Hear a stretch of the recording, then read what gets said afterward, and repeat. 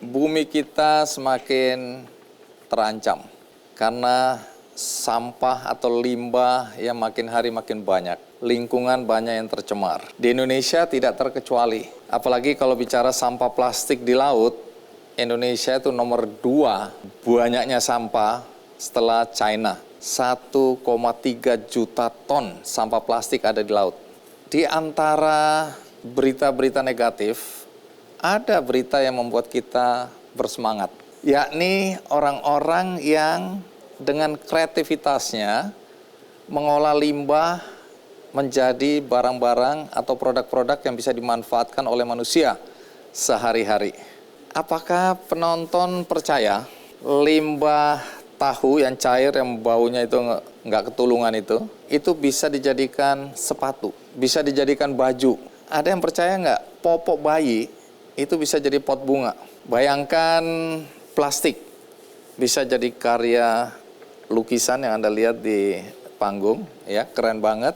Karena walaupun dari sampah atau limbah plastik, tapi sudah dipamerkan ke ajang pameran internasional. Dan ada saksemen yang juga bisa jadi sepatu, dompet, tas, bahkan sudah dipasarkan ke luar negeri. Nah, inilah cerita yang akan saya sampaikan pada episode kali ini. Nah, kita mulai dulu dari 2 perempuan mewakili teman-temannya. Siapa mereka? Irene dan Ratna. Ratna, terima kasih. Irene, terima kasih juga sudah mau hadir. Silakan duduk. Anda berdua dari mana ya asalnya? Kita dari Yogyakarta. Tinggal di sana juga? Tinggal di sana. Limbah tadi kan saya cerita, atau saya sampaikan ke penonton, apakah penonton percaya bahwa limbah cair tahu ini bisa dijadikan apa? Tas, produk-produk fashion lainnya, bahkan mungkin masa depan sih kita pengennya bisa jadi bahan bangunan juga ya? Iya, misalnya Bahan untuk bangunan. keperluan arsitektur. Arsitektur dan lain-lain. Menarik karena tentu kita akan lihat bagaimana Ratna, kemudian Irene, dan teman-teman ya. Tapi sebelum itu, mari kita lihat dulu liputan berikut ini. Dari mana muncul gagasan untuk mengolah limbah cair dari tahu ini untuk jadi produk-produk yang disebutkan tadi? Awal sih karena kami mengkonsumsi hampir setiap hari produk kedelai. Dari tahu, tempe, kecap, dan lain-lain. Saya juga, tapi kok nggak sadar-sadar ya? Mungkin karena kita juga tinggal di daerah yang memang banyak memproduksi tahu rumahan. Terus karena kita tiap hari lihat dan selama ini juga kita kan menyadari bahwa kita hanya bisa mengkonsumsi.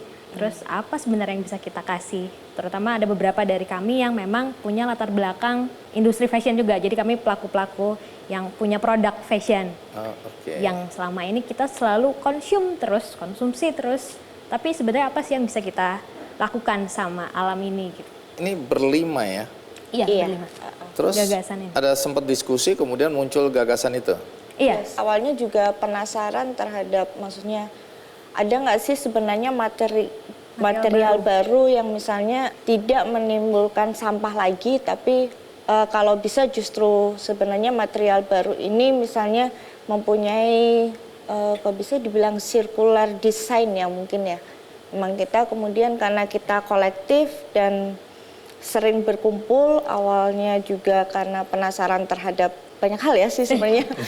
Iya, ada tapi elektronik, kan tutup mata aja kan nggak ada masalah. Kenapa harus peduli gitu loh? Ya karena masalahnya ada di depan mata. Depan mata iya ya. Kalau nggak ngalamin sendiri mungkin nggak cari jalan keluar ya. Belakangan kalian berlima mendirikan XX Lab. Ini apa ini? Kami ini kolektif perempuan. XX Lab itu berasal dari XX kromosom perempuan. Iya. Dan kita bekerja di seni, sains, dan free teknologi bebas. Teknologi bebas. Oke. Iya. Ini memang dibuat untuk mendukung gagasan tadi. Ya, gagasan-gagasan perempuan-perempuan lainnya yang memiliki ketertarikan di seni, sains dan teknologi. Bagaimana sebenarnya para perempuan ini bisa memahami seni, sains, dan teknologi ini gitu. Dari kacamata perempuan. Dari kacamata perempuan. Iya, karena ini contohnya sebenarnya yang sebuah penelitian yang seharusnya dikerjakan di lab, Iya. Di lab biologi kita ternyata bisa mengerjakannya hanya di dapur. Gitu. Coba lihat. Ya. Dari mana dapat pengetahuan bahwa Jangan dimakan, nggak mau ya? Sudah nggak nanti Nggak dikira mau. emping. Dari mana dapat pengetahuan bahwa limbah cair dari tahu ini bisa dijadikan lembaran ini? Ini dinamakan apa ini kalau begini? Kita menamakannya sebenarnya soya kultur tadi. Proyeknya ini. Proyeknya. Iya. Nah, lembaran ini yang digunakan, oh ini ya hasilnya. Ya. Ini sepatu. Ya. Iya. Emang kuat ini. Ini kalau nggak ada makanan saya goreng ini. Sebenarnya bisa dimakan juga ini. Hah? Bisa. Karena kan memang waktu berbentuk selulus Selulus bisa dimakan semacam nata ya. Maaf ya. Nggak, tunggu dulu. Dari mana pengetahuan ini didapat? Bahwa cairan limbah tahu itu bisa dibuat seperti ini? Sebenarnya kita menggabungkan antara kebijakan lokal karena kan sebenarnya nata de coco cukup populer ya di sini. Dengan sebenarnya ya ada beberapa kajian akademis dan kita menggabungkannya sebenarnya bagaimana sebenarnya ini bisa nggak sih dibuat sendiri di rumah gitu skala rumahan dengan menggunakan proses biologis sederhana. Kita menumbuhkan ini namanya menggunakan tissue culture ya namanya. Cuman ini prosesnya sangat sederhana sebenarnya. Seperti yang disampaikan di video tadi ya. Iya. Ini emang kuat ini. Kuat ya. kuat ya, Bisa Ini kalau dicuci juga. oh bisa dicuci. Berarti Iya. kalau kena hujan nggak ada masalah ya. Nggak ada masalah. Tinggal dilap. Oke, jadi produknya tadi apa? Sepatu, Ada sepatu, ada tempat bunga, vas bunga, lampu, ada Baju yang baju sudah ada. baju. Iya. Baju dari bahan seperti ini. Iya. Dijajah. Jaket ya. Jaket. Seperti Jaket. kulit Oke. kan. kulit jaket. Jaket Terus, kulit. Ada tas. Jadi mungkin ini bisa juga menjadi semacam alternatif kulit non hewani. binatang. Ini pemberdayaannya perempuan di mana ini? Di Serandakan Bantul. Desa Iya, ini ya? Di desa. Berapa banyak perempuan yang terlibat dalam proyek ini? Sebenarnya kita memberikan pelatihannya ya hampir satu desa ya Iya. waktu itu. Cuman Oke. karena di situ ada juga pabrik tahunya dan banyak ibu-ibu yang sebenarnya mereka mempunyai pengetahuan untuk membuat nata de coco. Jadi sebenarnya itu cukup mudah bahwa dari limbah ini ibu-ibu bisa mengambil di pabrik tahu terdekat untuk kemudian dijadikan material ini dan material ini mempunyai value yang lebih. Tapi mungkin sebagian dari kami termasuk saya nggak ngerti apa itu maksudnya nata de coco itu jadi apa itu? Prosesnya ketika kita melihat proses nata de coco ternyata hampir sama. Malah sama ya. Iya, proses untuk menjadi selulosnya sama. Oh, Jadi kita coba mengadaptasi. Kenapa makanya bagaimana kita membuat ini nggak kita patenkan, tapi kita buka buat jadi siapa aja boleh meniru ya? Sebenarnya bukan meniru ya, tapi mengadaptasi dan mengembangkan lagi. Oh, mengembangkan. Gitu. Jadi Kalian nggak, ini dipatenkan aja, ini milik kita, enggak ya? dan dipatenkan untuk Indonesia tidak apa-apa sih sebenarnya. Jadi aset negara. Untuk Indonesia ya. Iya. Bagaimana berikutnya? Nanti kita ikuti terus Kick Andy. Nah, soal tajin. Gimana? Dari mana lagi? Tahu belum selesai, tajin lagi. Saya sebagai wanita, saya sering sekali sebenarnya membuang pakaian dalam.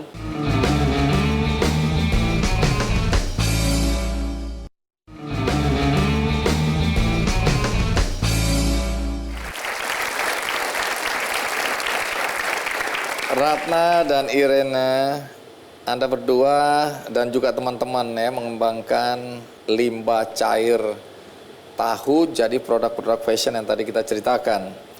Nah, omong-omong setelah jadi tas, jadi baju, jadi sepatu, jadi vas bunga, jadi lampu, macam-macam tadi, itu produk-produknya dijual atau tidak? Untuk sementara ini memang sebenarnya awalnya karena kami bergerak dari sebuah gagasan, jadi memang fokusnya adalah ke materialnya itu sendiri. Jadi fokus penelitian atau pengembangan kami lebih ke material baru. Kalau dijual pasti akan dijual, tapi kita ingin bagaimana nilai ekonomi ini nilai ekonomi yang berkelanjutan. Oke. Bukan nanti tidak laku dan akhirnya gulung tikar, tapi nilai ekonomi berkelanjutan untuk ekosistem para ibu-ibu di desa dan juga ekosistem di alam. Oke. Nah kalau saya kepengen beli gitu, gimana caranya? Bisa atau tidak? Mungkin suatu saat bisa ya? Iya, sebenarnya Oh, karena sekarang lagi dikembangkan ke arah sana. Iya. karena sebenarnya kalau kita memang berfokus di penelitian dan inovasi, kita pengennya juga memberikan sumbangsi untuk Indonesia dalam bentuk sebenarnya ilmu pengetahuan atau inovasi. Dan inovasi ataupun- tadi ya. Iya. Karena katakanlah belum bisa di scale up untuk kemudian secara ekonomis mendapat manfaat atau memberi manfaat bagi ibu-ibu di sana. Tapi kalau limbah yang tadinya busuk dan mengganggu bisa diolah jadi bahan-bahan gini kan bisa dipakai juga sendiri sama mereka ya. Iya. Jadi kalau misalkan dulu kita membayangkan bagaimana apa yang kita lakukan ini dilakukan juga di dapur-dapur perempuan-perempuan lain. Jadi sepertinya solusi ini jadi sebuah solusi. Oke. Kalau ketika ini dilakukan bersama. Tapi kalau kami sendiri sih yakin mungkin tidak akan banyak berpengaruh. Tapi kalau apa yang kami lakukan ini juga dilakukan bersama oleh ibu-ibu di sini atau siapapun. Secara masif, kolektif, maka ini saya ada pikir impact-nya ya. Karena satu hari saya lihat akan ada orang yang tertarik untuk kemudian invest ini untuk membesarkan ini dan menjadikan ini produk-produk yang tanda kutip laku di pasaran. Semoga ya dengan Harus, acara ini. pasti, pasti dari pengalaman saya banyak orang yang mencari ya produk-produk yang punya cerita di belakangnya. Ini kan ada cerita tentang bagaimana menjaga lingkungan dari limbah cair tahu yang sangat mengganggu itu. Nah pasti banyak yang tertarik. Nah soal tajin, gimana dari mana lagi tahu belum selesai tajin lagi? Karena sebenarnya ya saya sebagai wanita, saya sering sekali sebenarnya membuang pakaian dalam. Perempuan pasti berkala akan membuang pakaian dalam. Terus? Dan sebenarnya pakaian dalam itu untuk di-recycle ataupun di-upcycle itu susah sekali sebenarnya. Materialnya pun sebenarnya hampir tidak berkembang dari tahun ke tahun. Itu aja ya? Iya, kita sebenarnya berpikir bagaimana sebenarnya membuat suatu material baru untuk pakaian dalam yang ramah lingkungan dan antibakterial juga. Ke depan apa yang ingin diwujudkan? Tadi mau dijadikan bahan bangunan itu apa misalnya? Jadikan apa? Untuk arsitektur ya mungkin bisa untuk jadi mungkin fasad atau batu bata atau mungkin pengganti akrilik juga bisa. Sudah mulai menuju ke sana penelitiannya? Justru pas awalnya kita mulai bukan fashion, justru kita ingin bekerja sama dengan arsitek. Bagaimana membuat sebuah material, ya istilahnya biomaterial gitu yang ramah lingkungan. Karena apa? Karena sifatnya yang kaku kokoh, atau lentur? dan atau dia bisa ketika dia cair, ketika dia masih cair, bisa dibentuk. Dia akan mengikuti bentuk tempat yang dia berkembang, bakteri ini berkembang. Kemudian Jadi ketika bisa mengeras dan bisa digunakan dan setelah kuat itu. gitu ya. Iya. Jadi lebih lentur, lebih fleksibel. Iya. Apalagi rencananya ke depan? Banyak. Gak apa-apa, kita semua tunggu ya. Sebenarnya sih cerita kita 2 hari 2 memang- malam di sini nggak ada masalah. Kalau dari kita banyak atau pengennya memang selalu membuat inovasi sebenarnya. Karena kita memang rasa penasaran kita terhadap banyak hal banyak sekali. Cuman memang ada keterbatasan untuk dana, tempat, dan ya itu tadi penelitian di Indonesia. Nah, dana untuk penelitian ini datang dari mana? Swasembada. Patungan Biasanya kalau di Jogja namanya patungan. Patungan. Iya. Oke, nah itu kalau bros yang dipakai itu termasuk juga dari ini termasuk juga limbah tahu? dari limbah tahu juga. Baik, terima kasih Irene, terima kasih Ratna. Terima kasih sudah diundang. Ya, kalau tadi kita udah dengarkan bagaimana limbah cair dari tahu itu bisa diolah jadi barang-barang atau produk fashion, maka kali ini ada limbah lain yang selama ini menjijikkan, selama ini jadi persoalan. Karena saya pernah datang ke satu daerah di mana hampir seluruh sungainya penuh oleh popok bayi. Dan sudah kebayang baunya? Nah, barang-barang itu ternyata mampu diolah atau bisa diolah jadi produk-produk fashion juga, ada vas bunga dan lain-lain. Siapa yang mengolahnya? Mari kita sambut Yunita Lestari.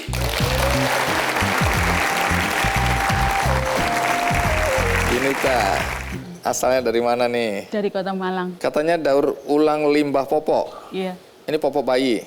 popok bayi. Sekarang kan ada popok orang dewasa itu atau lansia. Iya, ada juga yang Itu juga nyetor. masuk. Masuk, Pokoknya semua popok diolah. diolah. Nah. Sebelumnya ini ada hadiah nih dari Kota Malang. Buat saya, Iya. tunggu dulu. Harus jelas apa itu. Dibaca aja. Oh, dibaca. Popok sekali pakai memang praktis untuk ibu dan si kecil, tapi menimbulkan dampak lingkungan.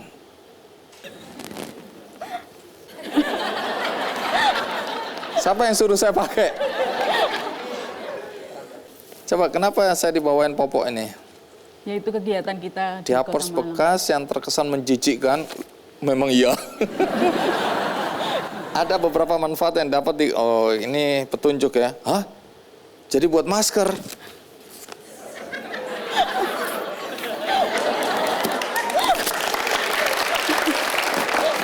Ini bekas atau bukan ini ya? Buat masker. Buat topi juga bisa nih. Buat kupluk. Ah, wes sembuh lah. Bisa jadi masker, bisa jadi macam-macam ya. Oke, nanti jelaskan. Sudah berapa lama ini mengolah limbah popok jadi apa barang-barang produk fashion? Mengolahnya sejak 2014, tapi jadi program sejak 2015. Terus limbah popok ini bisa jadi apa aja nih? Mulai pertama kali bisa jadi bros, bisa jadi selimut, bed cover, bunga artifisial ada 26 macam, tas, dompet, paving juga bisa. Paving itu malah kita sudah menemukan HPP, yaitu HPP itu apa? Harga pokok produk senilai Rp625. Pengganti batu bata. Ya. Sekeras itu juga? Sekeras itu. Bisa dibuat seperti itu? Bisa. Bisa, apa yang nggak bisa? Kita sudah bahkan sudah menemukan HPP, berarti kan kita sudah melakukan riset. Nah, ini popok, limbah popoknya dapat dari mana? Dari ibu-ibu. Kita nggak mengambil di tempat sampah, kita nggak mengambil di sungai. Tapi mengumpulkan. Ya, Tapi ini popok bekas. popok bekas. Artinya Bekas dipakai. saya membayangkan bahwa produk-produk yang dihasilkan ini ada bakterinya, ada jamurnya, menakutkan lah. Tapi nanti jelaskan apakah apa yang saya bayangkan itu benar adanya atau tidak, dan bagaimana supaya kita atau kami semua yang ada di studio maupun di rumah mau menggunakan produk-produk termasuk ini. Iya, Ini dari popok bayi juga. dari popok bayi. Yang itu juga Ini. Waduh, menarik ya.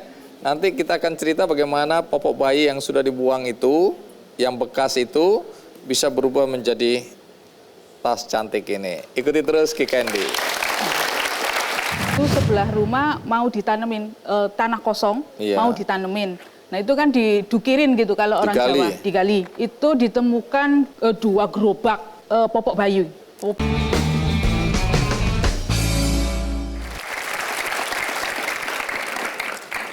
Terima kasih. Anda masih bersama saya di acara Ki Candy, dan tadi kita baru mendengarkan cerita bagaimana popok bayi bekas ini ya. Itu bisa diolah jadi barang-barang fashion atau produk-produk yang bisa dimanfaatkan, termasuk saya dengar ada vas bunga, asbak, terus tadi bahkan pengganti batu bata ya. Kalau ada mesin pres, saya mau buat pengganti kayu. Jadi kan soalnya ini prinsipnya bisa dipaku. Jadi bisa untuk menggantikan kayu. Bisa dipaku. Iya, bisa dipaku. Baik, tapi sebelum kita lanjutkan ada baiknya kita lihat dulu liputan berikut ini. Tunggu dulu, saya selalu ingin tahu kalau ada orang melakukan inovasi, menemukan sesuatu atau melakukan satu kegiatan yang positif, saya selalu ingin tahu dari mana terpikirkan untuk mengolah limbah popok ini. Anak saya lahir Maret 2014 ya. Saat umur 1 minggu itu sebelah rumah mau ditanemin tanah kosong, Iya. mau ditanemin. Nah itu kan didukirin gitu kalau orang Digali. Jawa, digali. Itu ditemukan 2 gerobak popok bayi Di dalam tanah? di dalam tanah, Dikubur? dikubur. Nah, Terus? kan nggak mungkin 1 minggu anak saya bisa menghabiskan 2 gunungan itu. Ya. Nah, Emang terus kenapa Anda dituduh? ya saya dituduh waktu itu. Yang saya tahu itu adalah yang sering buang di situ kakak saya, tapi anaknya itu sudah berumur 12 tahun. 12 tahun. Jadi 12 tahun popoknya masih utuh. Udah terurai berarti ya? Jadi waktu itu terus mau saya buang, kalau mau saya buang di tempat sampah, lokasi tempat sampah saya itu di depannya warung, nggak enak juga. Nggak enak. Terus? Mau buang di sungai, ternyata di sungai malah tambah penuh. Di sungai juga Iya, udah banyak? di sungai tambah banyak, dan waktu itu saya ketua kader lingkungan RW 4. Masa ketua kader lingkungan buang di sungai. Saya bawa pulang lagi, saya cuci. Dicuci. Apa yang terpikirkan waktu dicuci itu? Kalau saya untuk besok kan sudah bau. Oh, jadi dicuci Iya. mau dibuang besok? Enggak, biar nggak bau aja. Terus mau buat apa? Ini setiap hari kan akan bertambah lagi. Udah saya keringin, terus udah saya mulai eksperimen buat apa aja gitu. Loh, ini gagasan datang sendiri, nggak belajar dari mana-mana gitu? Karena saya ketua kader lingkungan waktu itu, terus ada dari kelurahan, pelatihan-pelatihan yang datangnya dari Dinas Koperasi dan UKM. Saya diikutkan pelatihan, kemudian dari pelatihan itu saya terapkan untuk bahan baku popok bayi. Popok bayi. Iya. Siapa yang bantu kemudian bisa jadi cantik-cantik begini? Kan karena saya ketua kader lingkungan, jadi saya gerakkan Ibu-ibu. anggota kader lingkungan. Bahkan ini bisa ada motif bunganya. Yaitu ini. decoupage. Jadi teknik kerajinan yang bisa dimanfaatkan, teknik decoupage bisa, teknik lobo jagung, bonggol jagung, teknik linting koran. Ini adalah adopsi dari teknik setrika kresek. Jadi semua kerajinan bisa diaplikasikan untuk popok bayi. Tunggu saya cium dulu ya. Untung udah wangi ya. Yang jadi pertanyaan kan, apakah ini higienis? Apakah ini tidak ada jamurnya bisa menimbulkan penyakit? Dan kalau kita bicara popok kan ada apa istilahnya, bakteri ya, E. coli ya. Ada nggak itu?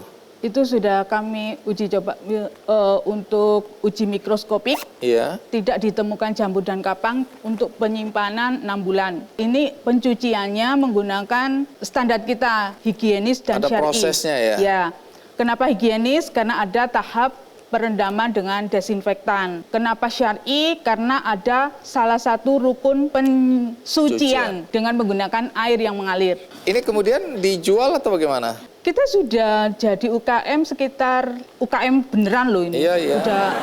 Udah didaftarkan ya. Kenapa harus ngancem-ngancem saya? Saya dari tadi percaya penonton aja yang kalau kurang percaya UKM itu tadi. kan berarti sudah beromset. Omset. Ya. Ya, Nah, terus ada sudah penghasilan. ada target marketnya, jadi kita sudah bisa jualan. Waktu sebelum orang-orang tahu kalau ini dari bahan popok, saya sudah pernah menyuplai pasar itu hantaran dari popok bayi. Itu 1 minggunya saya mengantar 260 box. Oke, sebelum tahu bahwa itu popok. Belum tahu. Sesudah tahu, turun. Dihentikan. Hah?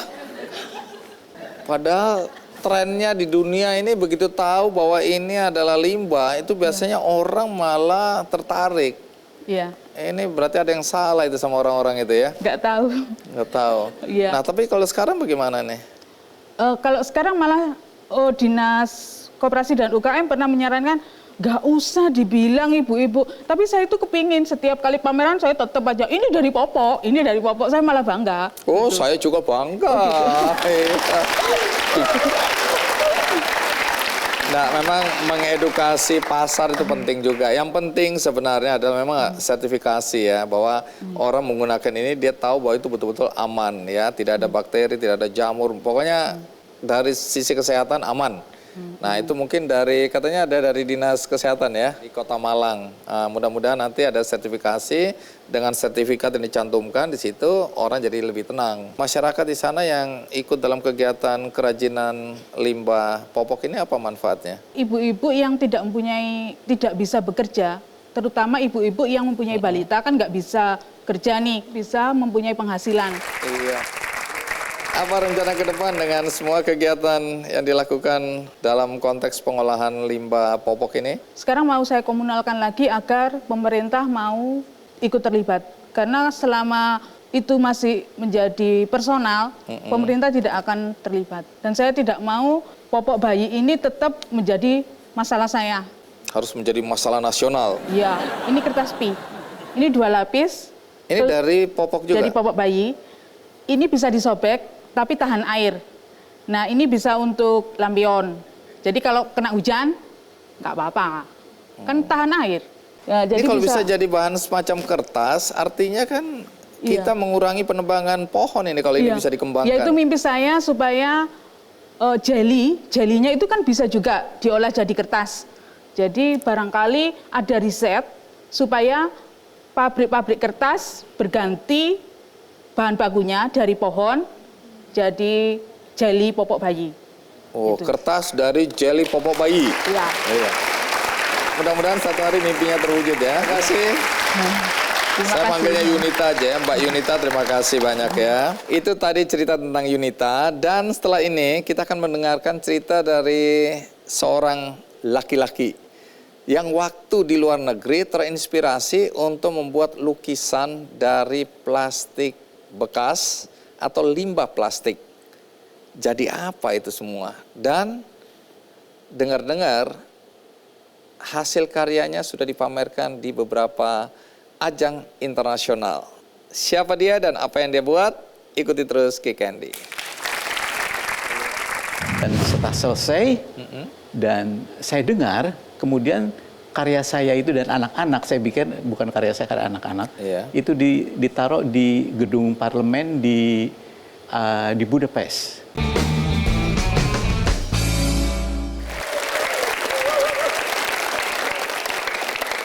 Kini saatnya kita mendengarkan cerita inspiratif lainnya, yakni bagaimana limbah plastik atau plastik-plastik bekas itu bisa diolah menjadi karya seni. Kali ini adalah seni lukis. Siapa ya senimannya? Mari kita sambut Suwolo. Pak Wolo, apa kabar? Kabar baik. Kalau Anda datang dari mana? Di Bogor. Bogor? Iya. Sekarang umur berapa? 72. Anda cukup lama tinggal di Eropa ya? Iya, betul. Di mana aja itu? Mulai dari Frankfurt, terus di Jerman itu ya? Paris. Oke, kemudian saya terus bermukim di Spanyol terakhir karena lebih cocok hawanya ya dengan Indonesia. Kok bisa Anda ada di negara-negara itu ngapain? Nggak tahu, Tuhan membimbing saya ke situ ya. Oke. Ya, dan Terus? Bagaimana saya mencari kehidupan di sana, saya mengajar.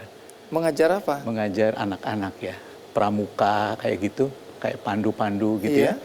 Terus anak-anak orang asing atau anak-anak Indonesia di sana? Orang asing. Orang Tidak asing. ada orang Indonesia. Okay. Kemudian selebihnya karena saya fashion designer, juga tekstil design, jadi saya aktif di situ. Ya, terutama di Paris saya bikin, saya dikasih kewenangan untuk bikin gaun pengantin khusus untuk fall winter saja. Ya, sampai akhirnya kemudian karena usia udah tua gini ya, mereka kira kita udah tidak berkreasi lagi, tidak kreatif, jadi saya mencoba yang lain. Kemudian saya mengajar mengenai budaya Indonesia, terutama dongeng, karena mereka suka anak-anak tuh mulai dari dongeng rakyat. Ketika itu datanglah, nggak sengaja datang seorang gadis kecil Spanyol, itu Yasmin Alessandro. Ya, waktu apa hubungannya hujan dengan lukisan plastik Anda ini nantinya? Iya, ada hubungannya. Apa itu? Karena dia ketika itu winter, dia kedinginan. Dia bawa sebongkah plastik. Gitu. Dia bilang, "Opa, ini dibikin apa ya? Saya pengen boneka." Saya kasihan ya, dia sakit. Saya pegang-pegang plastik itu, kemudian ketika saya bikin boneka, timbul ide, ini plastik kemasan makanan, bisa jadi boneka, berarti bisa jadi karya seni. Ya, waktu itu belum. Oh, jadi inspirasinya datang hari itu? Dari dia. Setelah itu karena saya aktif di lingkungan waktu itu, lingkungan hidup, ya, di mana orang Eropa lebih aware terhadap lingkungannya, terhadap kebersihan. Waktu itu ada seminar yang bilang, ada 3 orang jadi juara dunia dalam kebersihan, dia bilang. 1 Cina, 2 India, 3 Indonesia. Saya tepuk tangan sendiri. Ya, saya nggak tahu juara apa. Tahu-taunya apa? Juara buang sampah di lautan. Saya bilang, ternyata. Ada tepuk tangan ya, sementara yang lain sedih. Iya. Terus akhirnya saya ditantang, gimana kiat Anda sebagai orang Indonesia ditunjuk gitu ya? Stop sampai di situ dulu. Ya. Karena kita lihat dulu liputan berikut ini. Baik, jadi begitu teringat plastik yang dibawa oleh Jasmine tadi, Ya. terus apa yang Anda lakukan? Nah, kemudian saya mengumpulkan anak-anak pandu, jadi Iya. Boy Scout gitu ya, kayak pramuka. Pramuka itu. Saya ngajar di dia dan supaya coba kumpulkan sampah yang ada di rumah. Buat apa, Mister? Let's we do it together, saya bilang gitu. Lalu mereka datang membawa Sampah-sampah itu. sampah karena saya teringat saya disindir bahwa saya membuang sampah. Sampah ini indah sekali ya di sana. Di Indonesia pun banyak ya saya pikir. Tapi waktu itu saya belum menyentuh Indonesia. Kemudian saya bikin karya. Karya apa yang Anda buat? Karya yang pertama itu The Wind and the Ocean ya. Jadi angin dan lautan. Dan setelah selesai dan saya dengar kemudian karya saya itu dan anak-anak, saya bikin bukan karya saya, karya anak-anak, Iya. itu ditaruh di gedung parlemen di Budapest. Akhirnya saya bikin banyak, kemudian saya bilang ke panitia, kita ada seminar lagi, sekarang saya udah bikin sekian karya untuk tantangan dari Anda mengenai Indonesia adalah pembuang sampah plastik. Ada sejumlah karya, termasuk yang di sini, Iya. itu ikut Biennale Art International. Wow, Itu terkenal pameran itu keliling mulai dari Hongaria, itu keliling terus ya pameran Ini itu. karya Anda ini? Itu Karya dengan, yang mana? Itu Atau beberapa karya karya ini rame-rame? karya semuanya udah ke sana. Oh. Udah ke sana, kecuali ini ya, yang ini. Jadi ada beberapa itu sampai ke Spain, Iya. terus ke Spanyol. Cape Town. Oke. Pameran itu di Cape Town. Terakhir di Kalkuta ya, kalau nggak salah. Oh, saya nggak ikut waktu itu. Iya. Jadi tema lukisan Anda apa sebenarnya? Kebanyakan temanya mengenai Indonesia dan dongengan mengenai Indonesia. Oke. Dan saya mendapat dongengan itu saya mencuri ya dari Mencuri? satu museum, Tropenmuseum di Belanda. Di sana ada ruang pajajaran di mana tersimpan manuskrip Indonesia yang kita tidak tahu sampai hari ini. Terus? Sejarah ya dan dongengan. Itu ada dongengan yang dongeng Indonesia itu saya bikin dalam itu. Karena suatu waktu saya akan di Indonesia akan bawa. Nah, ketika saya ngadakan semacam presentasi depan pemuda-pemuda di sana, ada 5 mahasiswa kita datang ke situ.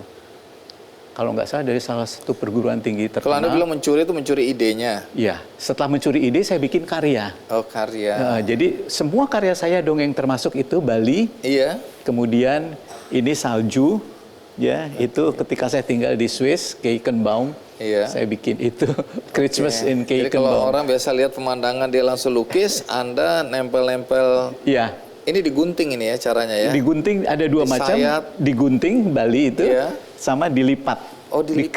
di-crease. Oke. Ya jadi itu, kemudian Nah, seperti ini juga ini Iya. ya? Oh, bisa jadi bingkai jadi foto. bingkai foto. Oke. Ini padahal plastik-plastik bekas ini Pada ya? sebelah sih, ya. Itu kemudian juga nih ya? Iya, saya terdorong kritik dari mahasiswa kita, saya kembali ke Indonesia Iya. dan tidak balik lagi ke Eropa. Saya di sini aktif dan excited ya, karena kayak saya nggak begitu diterima. Di sini? Iya. Oke, Apaan sampah? gitu. Katanya. Tapi ini jadi Lukisan karya Anda lukisan seni. sampah. Anda bilang memang betul. Ada yang saya hargain sekian, Pak. Kira-kira harganya segitu kan Iya, dari sampah, masa Bapak sampah kok? dapat ngambil dari jalan. Kok Iya. harganya segitu? Nggak modal. Mereka tidak menghargai ide. Idenya, Nah, tapi ya. saya terus berkarya karena dalam usia tua saya ingin menjadi lansia Usma. Lansia Usma adalah singkatan dari lanjut usia berharisma. Ceritanya begitu. Baik. Sampai kapanpun.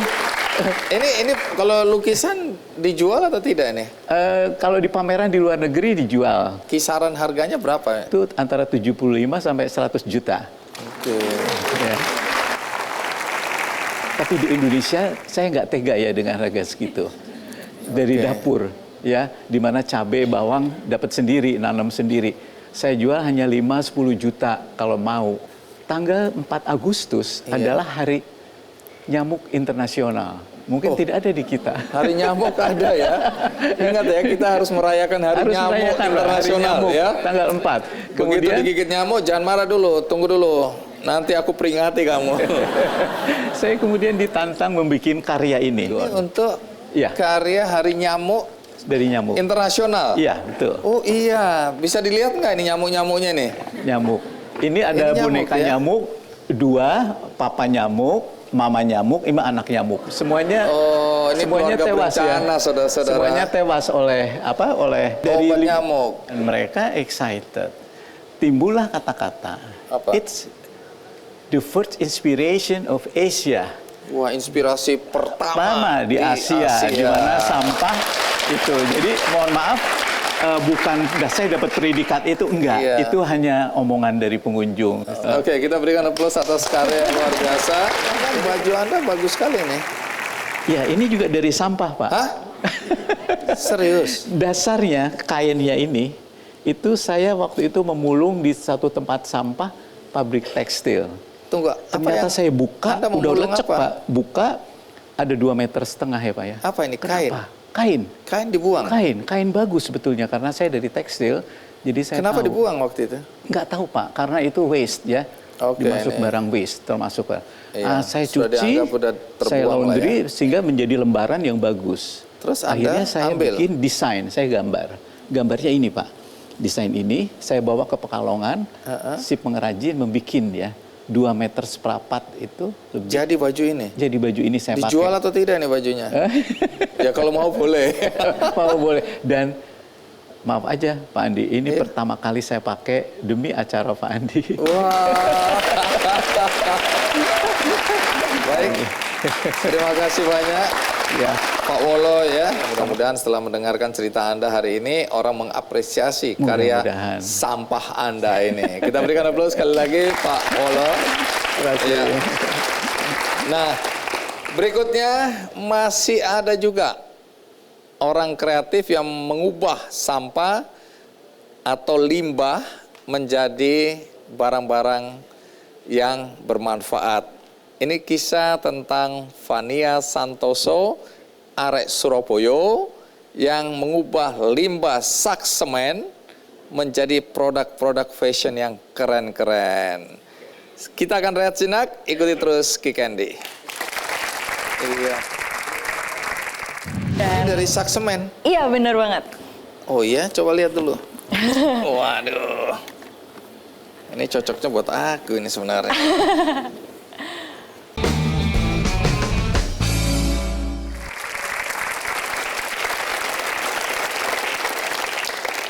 Kalau tadi saya cerita tentang satu perempuan cantik, kreatif, arek Surabaya, yang punya kemampuan atau punya ide untuk mengolah sak semen. Ini sak semen tadi ya, untuk semen bangunan. Bisa dia jadikan produk fashion yang menarik. Siapa dia? Fania Santoso. Fania, terima kasih sudah hadir di acara KKND. Nah, Fania, tentu sebagian orang ingin tahu juga sebenarnya asalmu dari mana? Asalnya arek Surabaya. Oh, nah katanya mengolah sak semen bekas itu jadi produk fashion. Iya, betul Produknya sekali. mana? Ini? Ini contoh produknya, jadi bisa jadi tas, termasuk ransel yang Fani pakai tadi. Ini Dan dari sak semen. iya, bener banget. Oh iya, coba lihat dulu. Waduh. Ini cocoknya buat aku ini sebenarnya. Oke, terus bisa jadi apa lagi? Kita sekarang sedang mengembangkan juga untuk jadi home decoration kayak tatakan meja gitu. Iya. Jadi bisa masuk ke kafe, ke restoran. Lalu juga kayak kap lampu kayak gitu. Jadi berkembang terus ya. Kan pernah bikin sepatu. Iya, ada sepatu Terus kemudian juga. baju, rompi. rompi. Iya. Terus apa lagi? Ya, Intinya dompet. apapun yang bisa dikreasikan Dari bahan itu ya? bahan sampah sih sebenarnya secara Oke. umum. Ini dijual, Iya, laku. laku bersyukurnya. Oh laku. Siapa yang beli nih? Jadi menariknya ada dua nih grup tipikalnya. Iya. Kalau yang emang nggak kita tunjukin kalau ini dari bahan kertas semen, kalau sepintas kan orang lihat Iya, bahkan wow. sering tanya gitu ketika kita lagi pameran. Iya. Ini dari kulit apa sih? Oke, gitu. terus? Padahal ketika kita edukasi lagi, ini sebenarnya bahannya dari kertas semen loh, bukan dari kulit. Jadi mereka kayak merasa, wah boleh juga nih jadi alternatif produk kulit, tapi yang sebenarnya harganya jauh lebih murah gitu. Jadi mereka beli ya. Iya. Itu tipe yang pertama. Iya. Tipe yang kedua? Yang kedua justru orang-orang yang emang udah lebih sadar lingkungan dan mau menunjukkan bahwa mereka ini peduli lingkungan. Jadi kalau dikasih yang produk yang kayak gini, mereka justru nggak terlalu tertarik, tapi mereka maunya yang kelihatan ada bahan si kertas semennya langsung, yang kelihatan tulisan-tulisannya gitu. Memang ada? Iya, jadi kita bikin yang versi seperti itu juga. Banyak kan yang mana? Sebenarnya tergantung, kalau misalnya yang di Indonesia banyak kan yang lebih suka yang seperti ini. Yang nggak ketahuan? Iya, yang nggak ketahuan. Tapi kalau misalnya kayak orang luar negeri atau misalnya dari perusahaan semen ya misalnya, itu mereka justru ingin menunjukkan bahwa ini loh dari bahan kertas semen masih bisa kita karyakan lagi. Oke. Nah, sebelum kita lanjutkan, Fania, mari kita simak dulu tayangan berikut ini. Fania, kok bisa ya terpikir kertas yang dari limbah sak semen itu bisa jadi produk-produk seperti ini ya? Dari mana? Jadi itu sebenarnya dari awalnya itu berangkat dari pengalaman pribadi, rumah tuh kebanjiran yang benar-benar, maksudnya di Surabaya udah di Surabaya kota, tapi airnya tuh masih sampai masuk ke dalam rumah banget gitu. Terus? Jadi dari situ akhirnya ngeh bahwa ya ini salah satunya karena masalah sampah. Dan dimana pada waktu tahun 2000-an gitu kan isu lingkungan masih belum semarak sekarang kan. Jadi ketika kita mau bikin edukasi lingkungan tentang sampah itu pun juga pas cari sponsor juga banyak ditolak-tolakin. Jadi singkat cerita dari situ kita coba ikut lomba lingkungan internasional di tahun 2007 dari United Nations Environment Program, dan bersyukur banget pas presentasi lomba kegiatan tersebut kita dapat juara pertamanya, dapat dana hibah $10.000 waktu itu. Jadi di situ terpacu, termotivasi, tapi di sisi lain juga kalau pas menang lomba gini ya bersyukur ada uangnya. Tapi kalau nggak ada menang lomba atau nggak ada lomba gitu, terus proyek misi sosial kita mau gimana jalannya. Jadi dari situ barulah mulai terpikir, oke, kita harus bikin inovasi produk yang bisa berkelanjutan juga, yang bisa dijual dan laku di pasaran. Nah, kenapa kemudian yang terpilih sak semen ini? Kalau dari segi lingkungannya, karena memang bahan kertas semen itu kan sebenarnya mengandung ada plastiknya gitu. Jadi itulah kenapa kayak bisa ngangkat semen sampai puluhan kilo gitu kan. Nggak robek gitu ya? Nggak mudah robek, jadi susah terurai di tanah juga. Kalau dari segi penjualan memang yang kertas semen ini bagus, karena memang ketika kita lihat lagi, itu tadi yang diminati di Indonesia itu memang masih belum yang terlalu menonjolkan dari sampahnya. Sementara si kertas semen ini kalau sepintas kita lihat, wah kayak kulit ya gitu. Jadi orang lebih tertarik belinya gitu. Jadi kita ingin bisa menunjukkan bahwa produk-produk daur ulang itu bisa loh kelihatan ramah lingkungan tapi tetap fashionable. Oke, terus ini dapat dari mana bahan sak semennya? Kita awal mulanya dulu sih ngambil dari para tetangga yang emang lagi bangun. Terus ketika Fani berkesempatan sharing di sekolah Fani misalnya, terus ada satu anak yang ternyata dia juga, Kak, aku lagi bangun rumah nih dan perusahaannya bapakku gini gitu, bisa nggak setor sampah sak semennya ke kakak? Oh iya bisa banget. Jadi kayak dari hal-hal simple seperti itu yang akhirnya kita mulai mengumpulkan banyak kertas semennya, sampai akhirnya juga kerjasama dengan perusahaan semen untuk bisa mengolah sampah kertas semen mereka yang udah reject atau udah nggak layak untuk dipakai. Saya dengar melakukan pelatihan di kampung-kampung, desa-desa sekitar Surabaya ya? Benar. Dan dari pelatihan itu kita juga mulai mengembangkan pemberdayaan kita. Jadi nggak hanya masyarakat yang memang belum punya keterampilan saja, tapi kita juga kerjasama dengan para pengrajin nih yang memang udah punya skill di bidang jahit-menjahit misalnya, tapi mereka nggak punya market akses yang cukup luas. Jadi akhirnya kita edukasi tentang adanya inovasi daur ulang ini supaya mereka juga bisa mengerjakan pesanan dari kita dan kapasitas produksinya mereka bisa bertambah juga. Oke. Kalau bisa mengolah sak semen bisa jadi seperti ini, emang Fania desain sendiri atau ada kerjasama? Jadi proyek ini banyak didukung dari pihak kampus juga. Jadi waktu itu Fani ikut lomba mahasiswa berprestasi yang mana mewakili Universitas Airlangga ke tingkat nasional.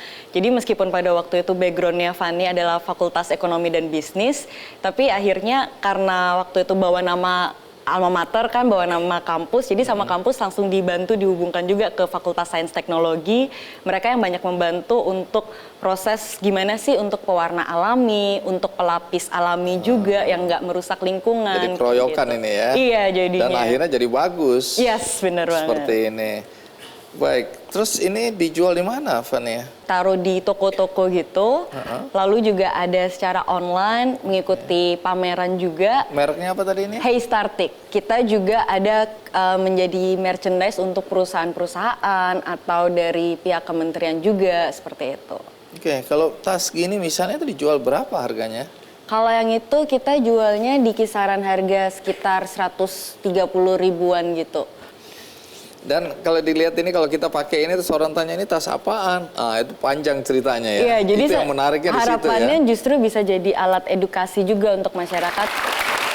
Nah, tantangan terberat untuk membuat atau memproduksi produk-produk fashion ini apa? Karena ini kan handmade semua ya, jadi dari keterampilan tangan Oh, ini nggak gitu. pakai mesin ya?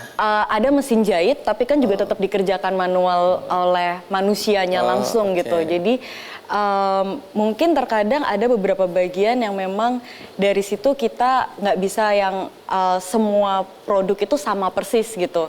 Tapi justru sebenarnya dari situ akhirnya kita balik, kita jadikan bahwa itu adalah suatu keunikan bahwa tiap produk juga nggak akan ada yang sama.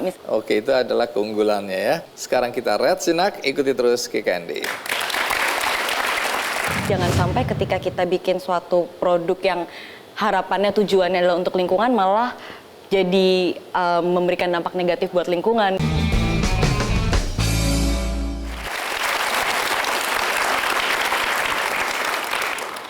Nah, Fania, aku pernah dengar cerita bahwa ketika Bu Risma menutup Doli di Surabaya, ini lokalisasi ya, PSK, itu kan banyak warga yang terdampak, warung-warung juga langsung mati, penitipan motor, terus kemudian pokoknya segala macam jasa yang ada di situ juga ikut menderita ya, terkena dampak ya.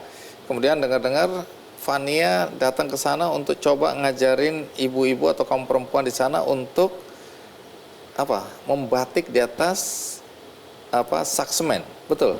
Iya, jadi kan memang dari program pemerintah kota itu juga memfasilitasi pelatihan untuk aneka macam karya, mulai dari batik, sepatu, kuliner. Jadi di sini apa yang kami lakukan di Heystartik ini sebagai katalisator, karya-karya ini bisa dikreasikan lebih jauh seperti apa lagi. Misalnya kalau udah ada keterampilan membatik nih, bisa diaplikasikan di kertas semen misalnya. Jadi dari situ akhirnya kita bisa berkolaborasi lebih banyak lagi, nggak melulu kertas semen udah motif gini aja, tapi ada juga kertas semen yang dibatik langsung, lalu ada kertas semen saat ini kita mengembangkan juga dengan teknik ekoprint. Jadi akhirnya pengembangan dari karya kreasi kertas semen ini pun bisa lebih banyak lagi dan bisa melibatkan dari berbagai macam pelaku seni yang lainnya juga. Nah, kemudian kalau dari pengalaman Fania setelah ada pemberdayaan ya, ibu-ibu atau warga masyarakat. Bapak-bapak juga. Bapak-bapak ngapain kalau itu? Ada yang memang ikut proses menjahit, ada juga yang ikut dari proses pembersihan kertas semennya. Jadi di sini menariknya emang pekerjaan ini bisa dikerjakan oleh baik itu ibu-ibu maupun bapak-bapak dan anak muda juga. Nah, apa perubahan yang nyata terlihat setelah adanya pelatihan, setelah adanya mereka memproduksi produk-produk seperti ini? Yang paling terasa itu adalah gimana ketika kita membawa produk daur ulang ini, orang itu bisa ikutan bangga bahwa oh iya aku pakai produk daur ulang yang nggak kelihatan kalau itu dari sampah, yang itu orang bisa kelihatan keren.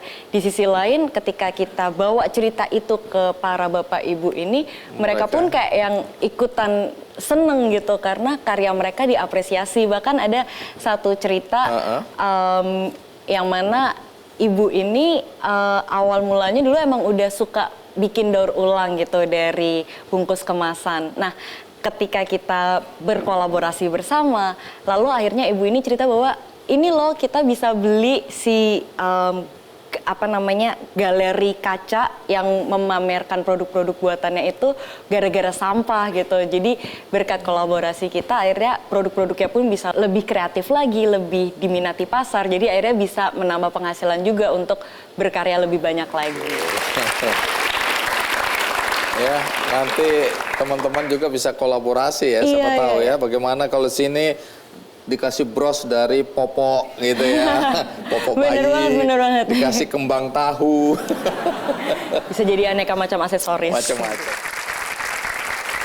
Nah, tapi katanya pernah juga ada kolaborasi dengan seniman El Salvador. Apa itu? Kerjasamanya apa? Jadi pada waktu itu Fanny memang pas berkesempatan untuk ikut lomba juga, Global Student Entrepreneur Award. Tapi di lomba itu sebenarnya Fanny nggak menang, cuma memang mewakili Indonesia dan lanjut ke global finalnya bersaing sama sekitar 50-an negara lainnya. Tapi karena memang menurut Fanny yang menarik dari ikut lomba, ikut kegiatan itu emang prosesnya kayak bisa ketemu sama teman-teman baru yang istilahnya setipe lah, yang punya karya juga. Jadi pas selama proses kita berlomba itu kan ada kayak sesi makan pagi, jadi ada makan paginya gitu, ngobrol-ngobrol. Dan pas banget si Violet ini yang ternyata jadi juara pertamanya. Dia adalah desainer tas dari El Salvador dan dia juga memberdayakan para warga yang ada di El Salvador, di negaranya sana. Jadi dari situ kita kolaborasi, kita bikin dari desain-desainnya dia itu gimana caranya bisa dibatikkan di proses kertas semen ini. Jadi dari situ akhirnya muncullah karya-karya kreatif yang bisa lebih mengembangkan lagi bahwa kertas semen itu sebenarnya masih bisa banyak kreasi-kreasi lainnya. Baik, Fania, apa harapanmu dengan semua yang Fania lakukan selama ini? Udah berapa tahun ini Fania ya? Sekarang udah sekitar masuk 5 tahunan. 5 tahun, Iya. Proses yang lumayan ini ya. Iya. Nah, apa yang diharapkan dari perjalanan 5 tahun yang Fania lakukan? Dari sini harapannya bisa menjadi alat edukasi untuk lebih mengkampanyekan tentang perilaku ramah lingkungan, dan kedepannya juga dari proses yang sudah berjalan ini, Fanny juga banyak belajar bahwa jangan sampai ketika kita bikin suatu produk yang harapannya tujuannya adalah untuk lingkungan malah jadi memberikan dampak negatif buat lingkungan. Misalnya kalau kita jualan produk nih, pas proses pengiriman barang kan itu sebenarnya ada carbon footprint-nya lagi yang tercipta. Jadi di sini kita ingin bekerja sama dengan salah satu organisasi yang Fanny kenal juga, itu Carbon Ethics, di mana di situ nanti setiap pembelian produk kita akan komitmen untuk menanam pohon juga yang akan dijalankan oleh teman-teman di Carbon Ethics ini, supaya nanti jejak karbon ya ketika kita melakukan proses pengiriman barang itu masih bisa diminimalisir dengan pohon-pohon yang ditanam. Oke. Baik, Fania, terima kasih banyak ya. Terima kasih. Saatnya kita berbagi buku dulu ya. Siap. Hari ini saya akan berbagi buku seperti biasa ya, berpikir dan bertindak positif untuk menciptakan versi diri yang terbaik ya. Ini Nicholas Bate yang ngarang. Nah, yang jadi pertanyaan, apakah semua sudah menerima buku ini? Apakah semua bahagia? Baik, kebahagiaan yang sama selalu ingin saya bagikan bagi Anda juga yang ada di rumah yang tidak bisa hadir di studio. Anda masih punya kesempatan untuk mendapatkan buku ini melalui kuis di Twitter Kick Andy Show. Juga melalui undian di kickandy.com. Dan bagi Anda yang tadi belum sempat menonton acara ini dari depan, tenang saja karena Anda masih bisa mengikuti tayangan ini dari awal melalui tayangan ulangnya di metrotvnews.com. Juga masih ada alternatif di YouTube Kick Andy Show. Nah, bagi Anda yang ingin berbuat baik, caranya mudah. Anda cukup mengklik benihbaik.com. Semoga kisah yang tadi saya sampaikan menginspirasi kita semua. Sampai jumpa.